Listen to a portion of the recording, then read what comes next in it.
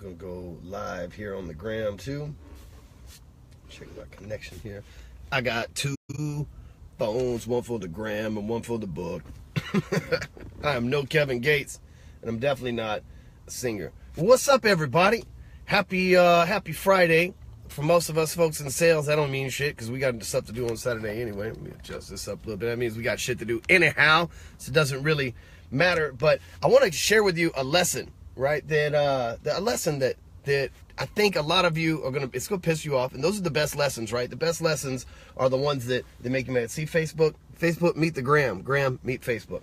And so a lesson that doesn't piss you off is usually not a valid lesson, because listen, if you're going to step out of your comfort zone, and I mean, in order to get anything great, you got to step out of your comfort zone. And this lesson's probably going to make you uncomfortable, especially those of you that watch my stuff that are a little bit older. And so, hey, let me just ask you this. If it triggers you a little bit, you have to ask yourself, why? Why is it triggering you? Why is this lesson I'm about to share with you might piss you off? So I'm going to give us a couple minutes for a few people to hop on there. Wayne, what's up, man? I'll see you in the office soon. Chris Smith, we got to get you out to the office, my man. We got to get you in on one of these Flying Fridays so we can get some of them monster trucks that our age or older, Wayne. We're right at about that age. You're about to find out in a second. But Chris, we get your ass out to the office too, man, so we can hook you up. So we got Mandy over here on the gram. We got Sales Remastered over here on the gram as well. So we got Dennis Mattis. What up, Dennis Mattis? He says, yo, Ryan. All right, so let me share with you this lesson. So this morning I'm headed to CrossFit, and actually let me take you back a week. So a week ago I get on the boat with my sales guys. We're gonna go wake surfing out on the lake and all that stuff.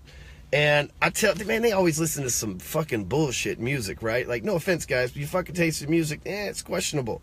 So I pick up the phone and took over the Bluetooth, and I'm like, listen, I grew up in an era where we had good-ass music, right? So let me play some of my music.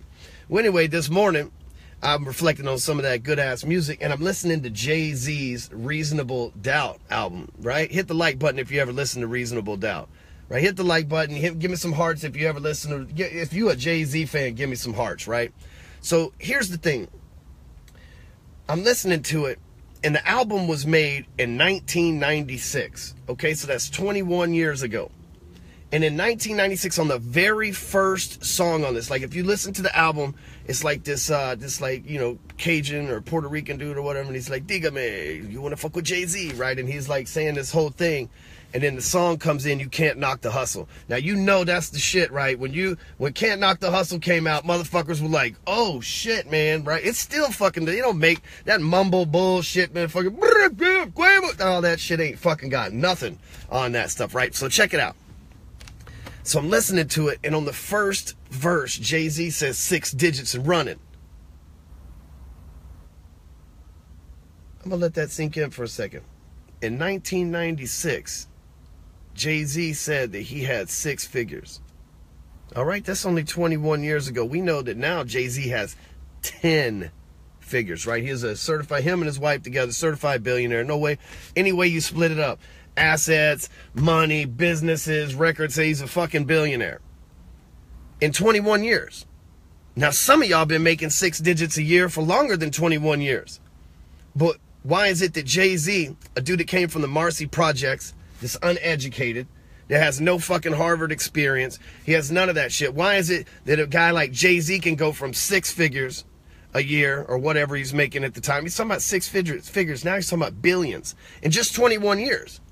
A lot of you go to work, you make $100,000, $200,000, $300,000 a year for 20 years. You just reliving that same year over and over again. But I know why Jay-Z went from 6 figures to 10 figures. I know why. And I know some people that are on that same path. My buddy Jamie Wade, he's probably watching this. He's on that same path. I'm on that same path. Because here's why I know. Jay-Z was able to turn 6 digits into 10 from cocaine. No, I'm just playing. I tried that route. It didn't work well for me. But he was able to turn, I mean, but you think about it, he came up selling drugs, and in the drugs you learn how to turn a penny to a 20, right? I know I did my time for the shit too, and many of you watching have sold drugs in the past too. So that's the whole thing, like drug dealers are poor people. In the movies they act like drug dealers are all the rich people and shit like that. But drug dealers are poor people, right? You got $5, you go buy a $5 rack, you sell a rock, you sell that bitch for $10, come back, you buy a $10 rock, you come back, you sell that bitch for $20, you buy a $20 rock, you sell it for $50, you buy a $50, you sell it for $100, to a 2, to a 4, 4, 4, and 8, right? And so the thing is, he never stopped flipping his money. But you might say, well, you know what? I never stopped flipping my money neither. I got a 401k with matching benefits from my commissions and quarterly bonuses. And that's cool. I'm not knocking it. I'm not knocking it. But what I am saying is that the thing that separates Jay-Z in 21 years from some of you that have been making 6 digits for 21 years is the advisors that he aligned himself with. I want you to think about that for a second. He doesn't have a Harvard, Ivy League education. You know, he made his first album from drug money.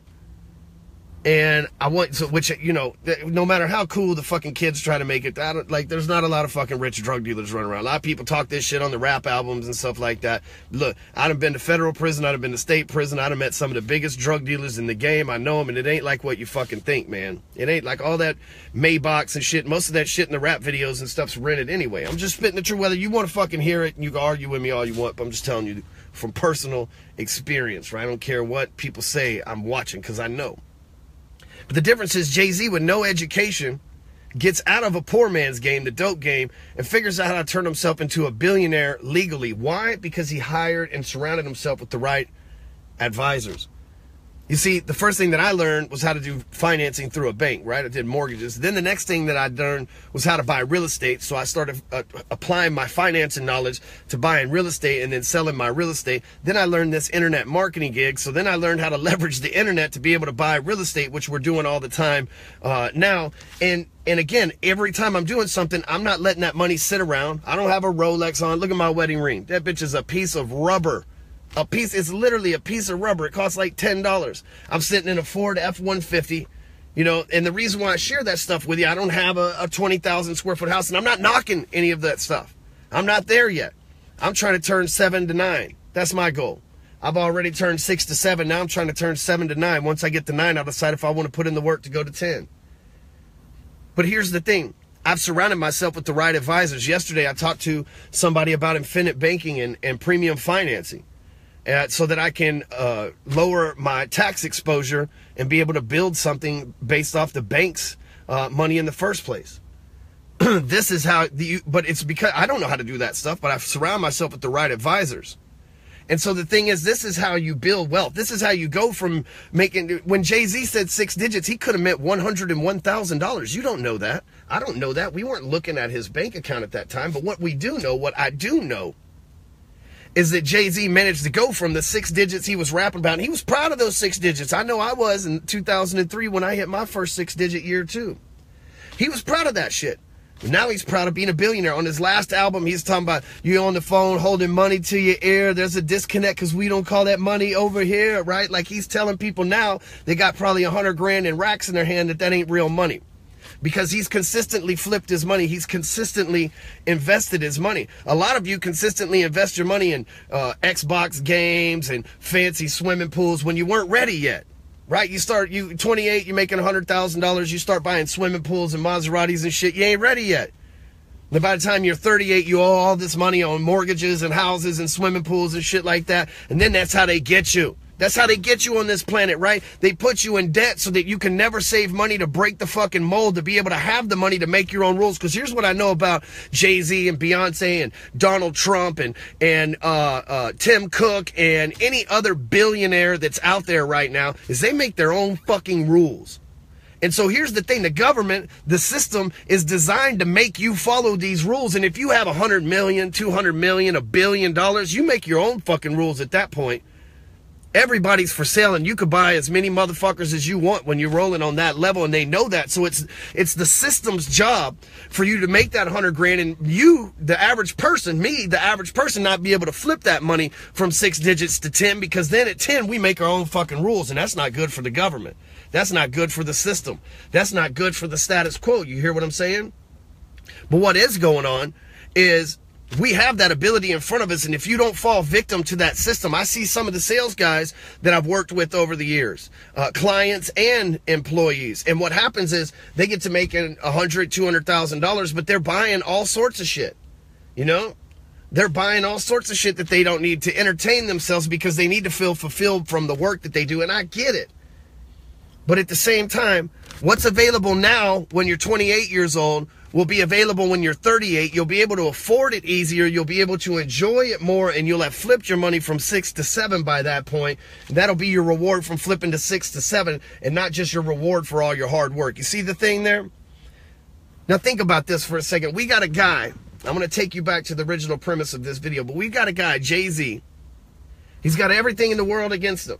He grew up in the projects. According to him, he's not the right skin color. And we know there's racial tensions in America. There's no denying that, right? He grew up a thug. He sold drugs. There's every reason for that guy to be an absolute loser, right? There's every reason for him to still be in the Marcy projects, for him to be collecting the welfare checks that he talked about, so many around him. And he did collect welfare checks, right, in exchange for crack rocks. But that's a different story. But you think about that. There's no way that this guy should be one of the richest people in our entire country, like one of the top 1,000 people with money in an entire country of 300 million people. Think about this for a second. But he did that because he surrounded himself with the right advisors. Probably the first person was like, hey, yo, now you're getting that record money. Why don't you leave that crack shit alone? Oh, yeah, that's probably a good idea. That way I don't have to spend all the money that I get from doing the right thing on the lawyers because I'm doing the wrong thing too, right? And I'm not speaking Jay-Z's story. I don't know him personally. I'm just saying the right advisors will change your life. The second step is, hey, man, how about we take all this extra money you have, and instead of you buying V12 Lamborghinis and shit like that, we'll go buy some buildings up the street. We'll put your shit over here with Goldman Sachs. We'll help you buy and invest in a few little fast food restaurants. It's like, okay, and then that shit comes on. He's like, hey, man, that money you're making from these restaurants, instead of going and buying this private jet and shit, yeah, you can have that shortly, Jay-Z, but how about we go over here and we buy this development and we invest in this fucking movie thing, right? And we go ahead and we start our own record label, and we hire other talent to make us money, so that's residual mailbox money too. How about that, Jay-Z? And he's like, yeah, man, your boy. I do terrible Jay-Z accent. But then he's like, yeah, man, you know, okay, fine. Then he gets another advisor. It's like, hey, I know that my wife, she is a financial advisor. She got 3 licenses. And she worked for a firm in downtown Dallas before. She works for Hardcore Closer now, but she works for a firm in downtown Dallas. She raised like $300 million in a year for them, and Jay was one of their clients.